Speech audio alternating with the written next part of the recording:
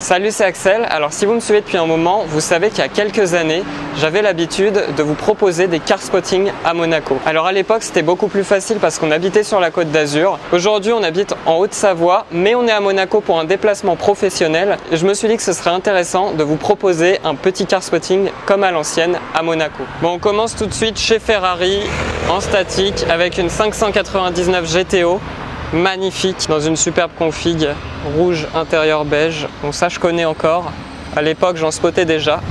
Bon alors là les gars, gros coup de chance, je viens de voir passer une Bugatti Chiron au bout là-bas et elle monte pas. Là je suis vraiment dégoûté là par contre. Bon, 911, 992 turbo S même, et une belle petite Alpine à 110. Un souvenir. Bon, on arrive au casino, un petit Macan.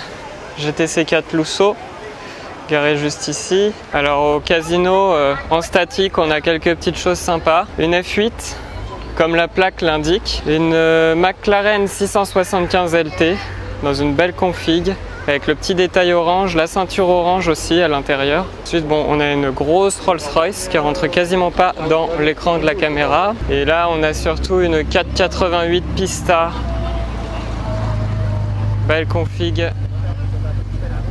Noir mat avec le drapeau de l'Italie. Bon alors au casino, rien de bien rare à se mettre sous la dent. Donc pour le moment on n'a pas vu grand chose de rare à part la Bugatti Chiron évidemment que j'ai pas réussi à vous filmer. Donc on continue, on va voir si on arrive à spotter d'autres petites choses. Un petit Rolls-Royce Cullinan. Petit M4 compétition. Et là, on a un beau Classe G qui est à peu près le daily ici à Monaco. Un faux Cayman GT4 et 918 Spider, je ne l'avais pas vu. Oh là là là là, incroyable. Bon, alors malheureusement, le car spotting n'a pas été très fructueux jusqu'à maintenant et en plus je dois m'arrêter là pour Monaco puisqu'on a notre conférence qui va commencer. Mais ne quittez pas la vidéo puisqu'on se retrouve tout de suite à Saint-Tropez pour le Paradis Porsche qui est donc quelques jours après que je vous ai tourné ce moment de la vidéo. Et là, je pense qu'on va voir des choses très intéressantes. Donc on se retrouve là-bas. Bon, on vient littéralement d'arriver à notre Airbnb. J'ai encore mon sac sur le dos, mais je vais déjà vous montrer le parking, enfin les environs qu'on a ici au niveau auto. C'est assez fou. Là, on a une petite R8 avec une 991 GT3 et juste ici, vous l'avez aperçu, une 992 GT3 dans une magnifique config. Donc on peut dire qu'on est pas mal accueilli au Airbnb. On est à peu près à 30 minutes à pied de Saint-Tropez, mais ça annonce déjà la couleur. Donc là, 911 Dakar.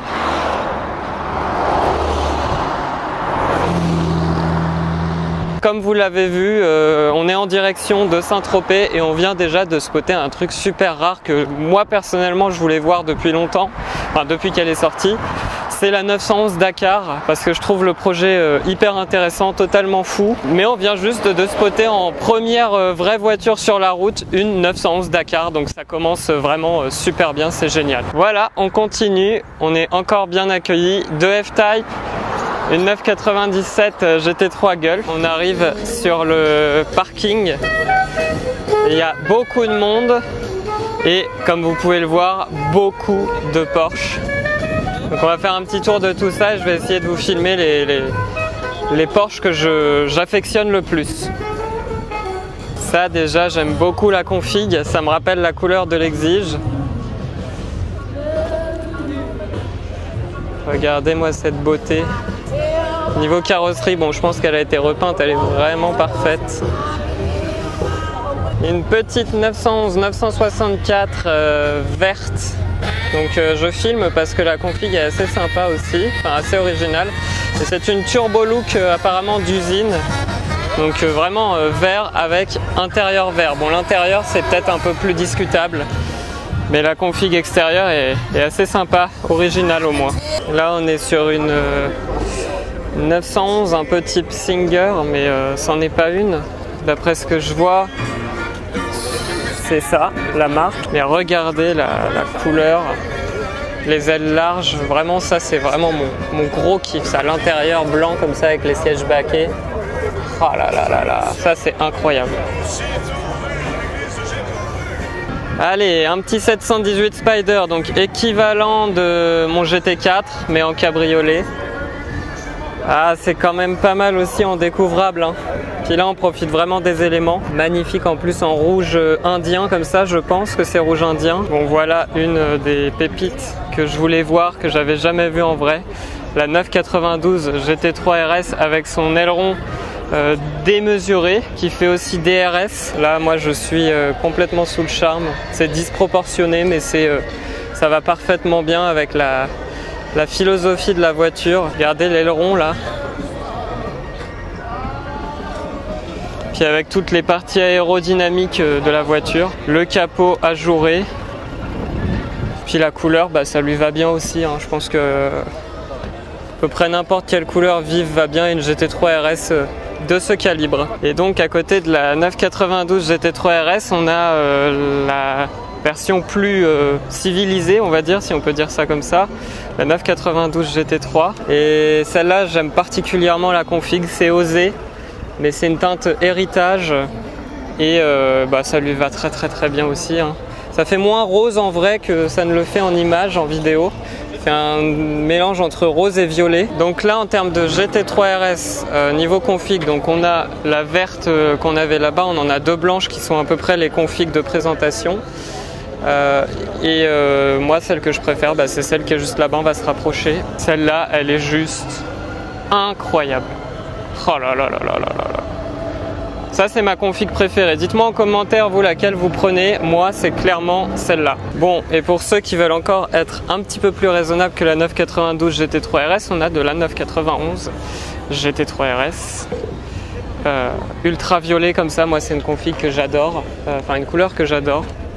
Et je pensais pas qu'on pourrait dire raisonnable aussi pour une GT3 RS 991, mais c'est vrai qu'en fait elle paraît presque sage à côté de la 992 qu'on a à côté. Bon, là on a trois pépites, hein, tout simplement. Une 991 12 GT3 Touring, mais surtout devant, moi je vous l'ai dit en intro quand j'ai commencé la vidéo, celle que je voulais voir en particulier c'était la 911 Dakar et on en a une juste ici. Et voilà, ça c'est vraiment mon délire ça. Pour moi c'est la 911 qui répond parfaitement à mes besoins. Pas en termes de budget malheureusement. Mais c'est un peu un mix entre voilà, la 911, le def, parce qu'on a un def aménagé pour faire de la piste, et là c'est en fait un mix entre, je sais pas, le GT4 et le def. Donc là tu as carrément une 911 pour aller barouder dans les pistes, faire des gros road trips et puis passer partout. Honnêtement, moi je me verrais bien avec ça, faire des road trips dans toute l'Europe, par tout temps et sur tout terrain. Bon, et du coup comme j'étais concentré sur la 911 Dakar, je vous ai même pas parlé de la Carrera GT, bah tiens, qui est celle de Raoul, et elle passe presque inaperçue à mes yeux, la Carrera GT, à côté de la 911 Dakar que je trouve juste très bien. Enfin le concept, encore une fois, moi j'adore. Mais la Carrera GT reste un mythe évidemment. Bon, comme vous avez pu le voir, pour le moment c'est magnifique le rassemblement statique qu'on a ici. On n'a que des pépites et puis tout ce que je voulais voir je les ai vus en fait pour le moment. Mais regardez juste derrière moi ce qu'il y a, encore une pépite que je voulais voir, donc j'avais déjà vu en vrai en concession Porsche, mais de les voir sous le soleil c'est encore mieux. C'est l'évolution de notre GT4, c'est le GT4 RS. Allez, on va les voir tout de suite. Voilà, donc juste la même config que mon GT4 mais en RS. Donc un peu plus agressif hein, quand même. Est-ce que ça vaut 2 fois le prix du GT4 je ne sais pas, mais en tout cas c'est impressionnant à voir en vrai quand même, hein. Et là on a une autre config, vert anglais on va dire. Magnifique, hein, avec tous les éléments aérodynamiques qu'on n'a pas sur le GT4 du coup. Comme les ouïes d'aération ici, le capot carbone ajouré. Et puis voilà tous les petits détails au niveau du passage de roue pour les flux d'air. Et ce superbe aileron qui est évidemment différent du GT4. Bon, on va faire quand même une petite aparté pour les Taycan. Comme vous pouvez le voir, il n'y en a pas beaucoup et il y a surtout peu de monde autour, hein, puisque ça attire quand même moins l'œil. Enfin si, ça attire l'œil, mais ça attire moins les passions, on va dire. Mais bon, ça a le mérite d'être quand même très joli, même si évidemment c'est électrique. Regardez cette belle config, j'en profite là de 992 GT3. vert comme ça, encore une fois un petit peu vert anglais pailleté et surtout intérieur marron. Le combo de couleurs là est vraiment très bien choisi, je trouve. Très belle config de goût, assez discrète, très classe. Et le vert et le marron, ça se marie parfaitement bien. Et encore une autre config de 911 Dakar, moi que je trouve encore plus belle que celle d'avant, puisque plus discrète, donc je trouve plus faite pour les chemins, même si on va pas se le cacher, la plupart des acheteurs malheureusement n'iront pas l'utiliser comme il se doit, mais spéculeront beaucoup plus, enfin l'ont acheté pour spéculer, la revendre plus cher. Mais en tout cas c'est quand même assez marrant de voir une 911 avec une galerie, des bidons d'essence, enfin ou d'eau je pense plutôt, parce que ça a pas l'air d'être des bidons d'essence, et surtout des plaques de franchissement, enfin de désensablage pour passer vraiment partout. Cette config est superbe. Bon, ça y est, Paradis Porsche, c'est fait. On est le lendemain des images que vous avez vues juste avant. Donc je vous fais la conclusion que maintenant, parce que j'attendais de voir s'il y avait matière à filmer d'autres choses hier soir. Il n'y a pas eu vraiment de roulage en ville, donc c'est pour ça que je vous fais la conclusion que ce matin, donc le lendemain. Si vous avez aimé la vidéo, n'oubliez pas de laisser le like, ça me soutient beaucoup. Dites-moi ce que vous en avez pensé en commentaire, et puis si vous n'êtes pas abonné et que vous aimez l'automobile, eh bien abonnez-vous, je pense que le contenu de la chaîne devrait vous plaire. Sur ce, je vous dis à très bientôt, salut!